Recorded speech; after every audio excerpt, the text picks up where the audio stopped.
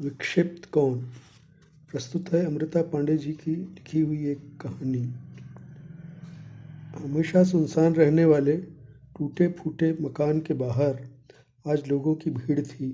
कोई कह रहा था कि अच्छा हुआ बेचारी मर गई, कोई कहता कि चलो पगली को यातनाओं से मुक्ति मिल गई। कुछ लोग कमरे के अंदर घुस गए थे, मानो तहकीकात करने की जिम्मेदारी इन्हीं को सौंप दी गई हो। और उधर रजनी ईज़ा के शव से लिपट कर रो रो कर बेहाल हुई जा रही थी। चारों ओर से पहाड़ियों से घिरी हुई घाटी में बसा गांव शाम 3 बजे के बाद ही सूरज पहाड़ियों के पीछे छिप जाता था। सुबह सुबह उठकर आमा एक लाठी लेकर कहीं को भी चल देती। घर में करती भी क्या, कौन था जिसके लिए वो घर में रहती। 2 कमरों का छोटा सा घर काट खाने को आता आमा को। अपने छोटे से खेत में कुछ सब्जियां उगा लेती थी और उन्हीं को पकाकर कच्चा पक्का जैसा बन पाए खा लेती। 2 कमरों का पत्थर की छत वाला छोटा सा घर, बरसात के दिनों में छत पूरी तरह टपकने लगती थी। रात को सोने के लिए वो ऐसा कोई कोना तलाश लेती जहाँ पानी नहीं आता, और कभी कभी तो रात भर आसरा बदलती रहती। अब गांव में बंदर भी बहुत आने लगे थे। छत में बैठकर सारे पत्थर निकाल जाते। आमा अपनी लाठी लेकर उन्हें मारने जाती। बंदर भी आमा की लाठी से नहीं डरते थे, बल्कि उल्टा आमा को काटने आते थे और घुड़की दिखाते थे। वे भी जानते थे कि आमा निस्सहाय है, उसकी मदद करने वाला कोई नहीं है। ऐसे इंसान को समाज में सभी आंखें दिखाते हैं। भला बंदर पीछे कैसे रहते? वे भी तो हमारे ही पूर्वज हुए। आमा उन्हें जुड़वा, कटखने और भी न जाने क्या क्या कहते हुए अंदर कमरे में वापस आ जाती। वो डरती थी कि कहीं गिरा दिया या काट लिया तो अस्पताल ले जाने वाला भी कोई नहीं होगा। ये सच है कि समय हमेशा एक सा नहीं रहता। भाग्य कब पलटी मार जाए पता ही नहीं चलता। सालों पहले आमा की स्थिति भी गांव की दूसरी महिलाओं की ही जैसी थी। अच्छा खासा संपन्न परिवार, पर भाग्य का खेल किसने देखा। आमा के 3 छोटे छोटे बच्चे जन्म लेने के कुछ समय बाद ही भगवान को न्यारे हो गए। कुछ समय बाद ही बड़बाजी का भी निधन हो गया। उनके निधन के समय आमा फिर गर्भवती थी। 4 महीने बाद एक बेटे ने जन्म लिया। अब वही आमा का सहारा था। उसी का मुंह देखकर वो जी रही थी।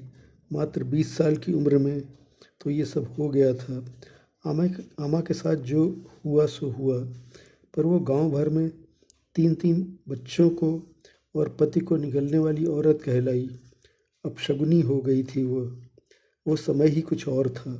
समाज में कई तरह की कुप्रथाएं प्रचलित थीं। विधवा स्त्री का तो जीना मुहाल हो जाता था। अशिक्षा और अज्ञानता का चरमोत्कर्ष था।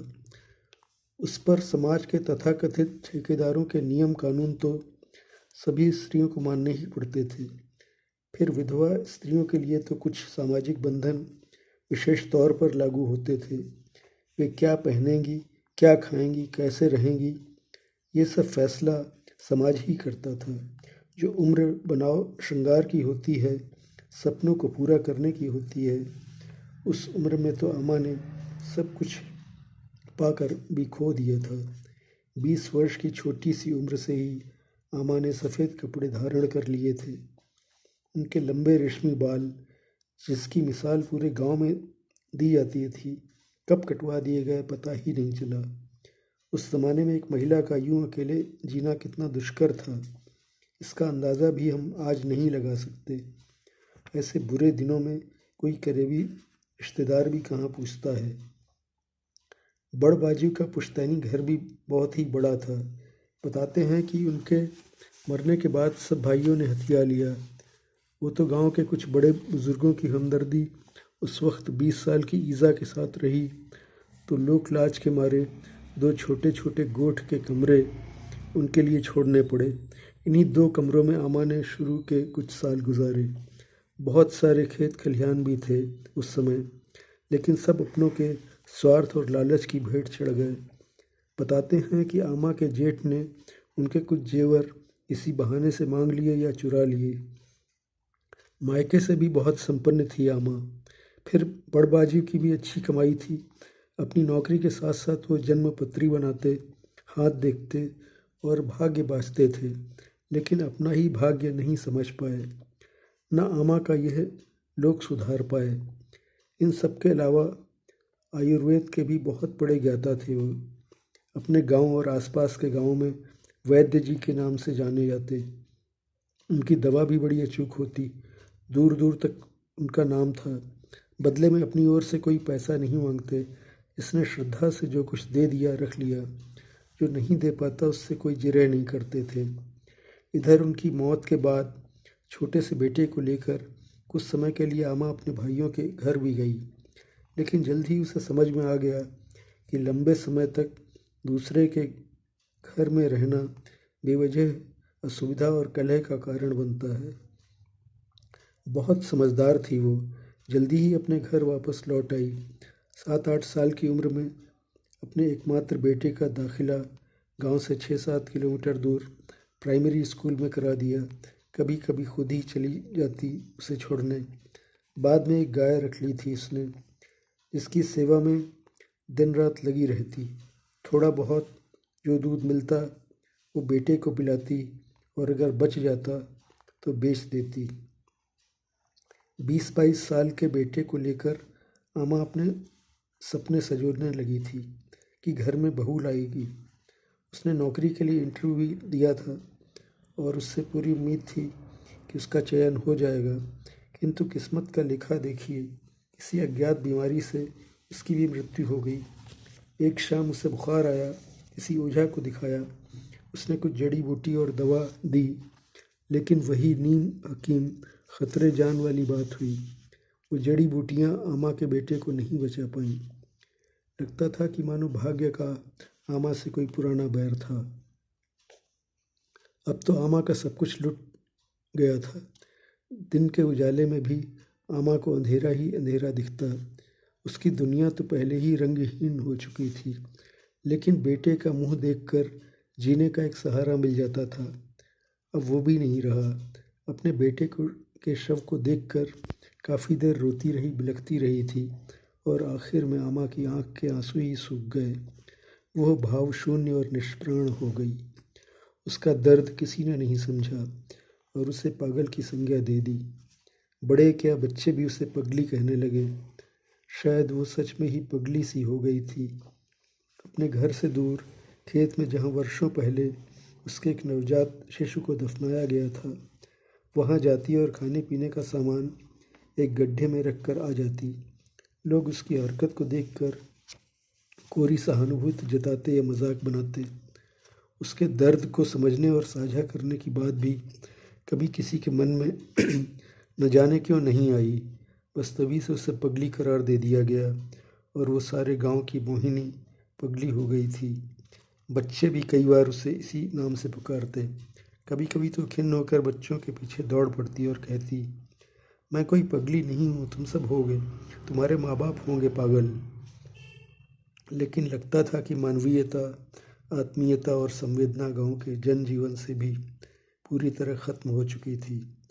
तभी तो वे इस बात का फैसला नहीं कर पा रहे थे कि पागल कौन, किस्मत की सताई आमा या फिर उसका तिरस्कार करने वाले वे सब। उस समय भी जब अधिकतर लड़कियां स्कूल नहीं जाती थीं, आमा 8 पास थी। अंग्रेज़ी के बहुत सारे शब्द उसके शब्दकोश में थे। उनकी स्पेलिंग और अर्थ भी बता देती। छोटे छोटे बच्चे उसे घेर कर बैठ जाते और मजाक करने लगते। पूछते, आमा क्या तुमने स्कूल देखा है? आमा बड़े रौब से कहती, हाँ फिर तुमने क्या समझा है, 8वीं पास हूँ मैं। 8वीं पास सुनकर बच्चे बहुत हंसते, क्योंकि बदलते समय के साथ 8वीं पास की ज़्यादा कीमत नहीं रह गई थी। नए ज़माने के बच्चे आमा के ज़माने के बारे में क्या जानते बेचारे। यूँ भी उन्होंने अपने घर परिवार में आमा के बारे में अच्छा कभी नहीं सुना था। सब उसे पगली समझते थे। गांव की महिलाएं भी आमा से ज़्यादा बात नहीं करती थीं। हाँ, कुछ बुज़ुर्ग कभी कभी आमा की कुशल मंगल पूछकर कुछ बतिया लेते। इधर काफ़ी समय से आमा थोड़ा सुस्त सी रहने लगी थी। पड़ोस के जयसिंह बूबू के बेटे की नई नई शादी हुई थी। शादी के बाद पूरे गांव को खाने का निमंत्रण दिया गया। आमा को भी बुलाना ही पड़ा। पूरा गांव थाली कटोरी लेकर वहां पहुंचा था। जब सबने खाना खा लिया था तब आमा मुट्ठी में 10 रुपए का नोट दबाकर सहमते और सकुचाते हुए बहू देखने के लिए पहुंची। बहू का नाम रजनी था।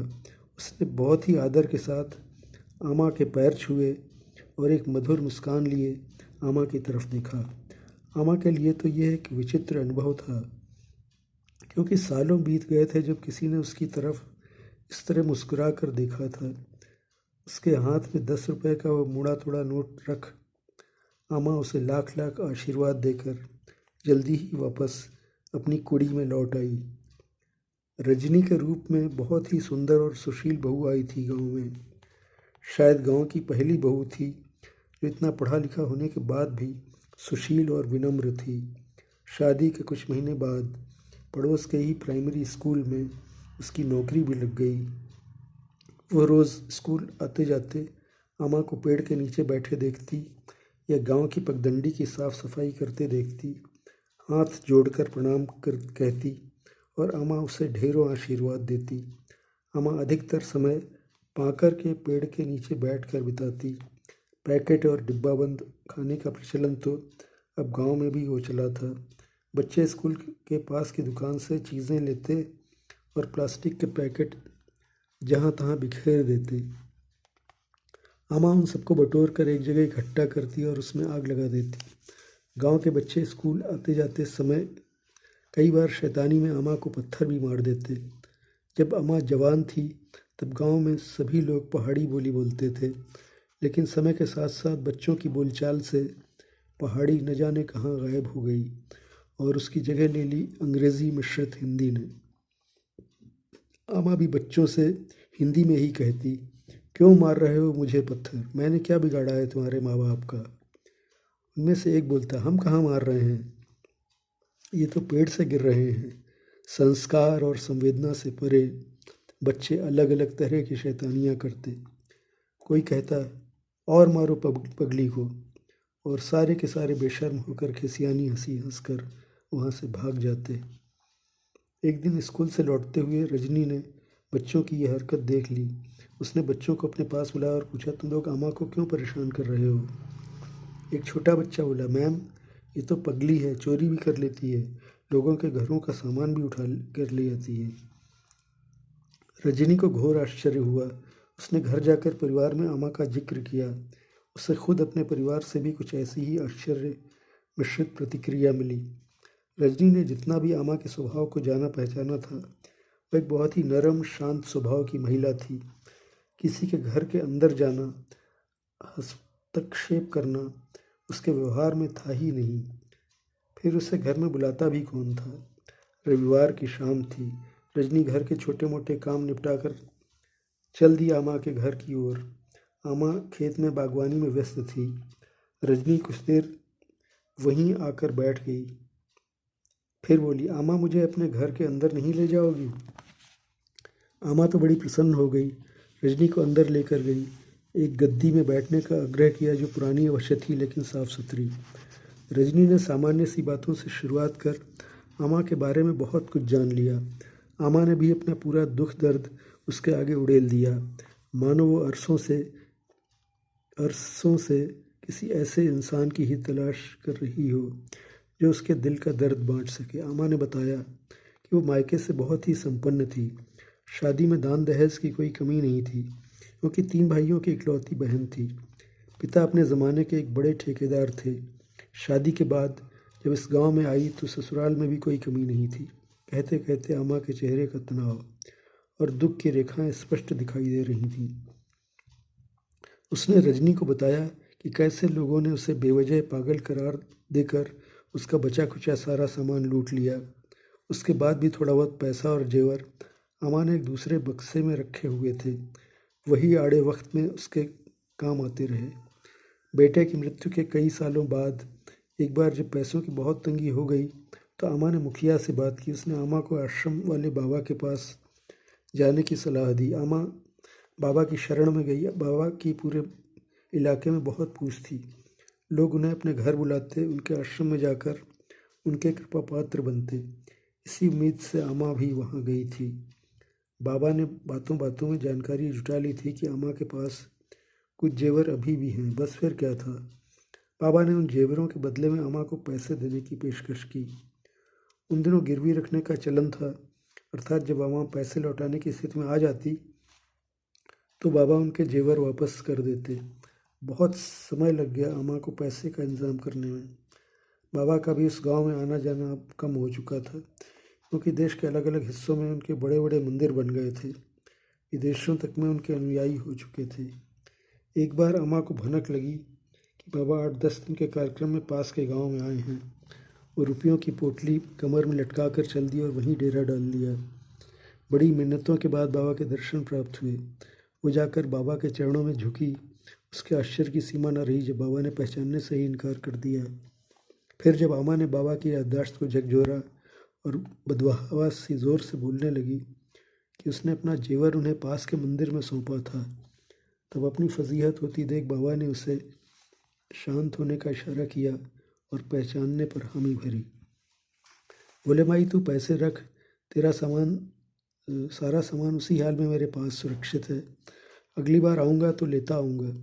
हालातों के थपोड़ों में भंवर सी बनी आमा बाबा के सामने ज़्यादा बोल नहीं पाई। पैसों की थाली बाबा को थमा दी। बाबा ने भी जल्दी ही आने का वचन दिया, लेकिन बाबा फिर कभी नहीं आए। यहीं से आमा के जीवन का सबसे बुरा दौर शुरू हुआ। वो तो खर्चा पानी कुछ नहीं था, फिर भी ईश्वर का दिया हुआ मुंह पेट तक पहुंचाने के लिए कुछ तो मांगता ही था। इधर उधर के गांव में थोड़ा बहुत काम कर देती, बदले में अनाज, पुराना कपड़ा जो भी मिल जाता उससे खुशी खुशी अपनी कुड़ी में ले आती। इसी तरह अब अम्मा की बची हुई ज़िंदगी गुजर बसर हो रही थी। कहानी सुनकर रजनी बोली, ईज़ा तुम फिक्र बिल्कुल मत करना। ऐसा मत सोचना कि तुम अकेली हो। तुम्हारी कोई संतान नहीं, मैं तुम्हारी बेटी हूँ, तुम्हारी देखभाल करूँगी। रजनी के मुंह से ये सब बातें सुनकर अम्मा को सब लोग पगली भावशून्य कहते थे। उसकी आंखों से झरझर आंसू बहने लगे। न जाने कब से समेट कर रखे थे अम्मा ने आंसुओं के ये काले बादल, जो आज रजनी के सामने बरस गए। रजनी उसे दिलासा देकर गांव घर आ गई। रात भर अम्मा के बारे में ही सोचती रही। अगले दिन सुबह जब स्कूल को जा रही थी तो अम्मा रास्ते में कहीं भी दिखाई नहीं दी। रजनी ने सोचा कि वो लौटते समय अम्मा से मिलते हुए घर जाएगी। स्कूल से लौटकर वो सीधे अम्मा की कुड़ी में पहुंची। दरवाज़ा खाली बंद किया हुआ था। कई बार आवाज़ देने पर भी अम्मा बाहर नहीं आई। रजनी ईज़ा ईज़ा कहते हुए सीधे अंदर चली गई। अम्मा औंधे मुँह पड़ी हुई थी। रजनी को थोड़ा आश्चर्य हुआ कि ये ईज़ा बच्चों की तरह कैसे सो रही है। आवाज़ देते हुए उसने ईज़ा को हिलाने की कोशिश की, परंतु यह क्या, छूते ही लकड़ी सरीखी ईज़ा निढाल होकर एक तरफ लुढ़क गई।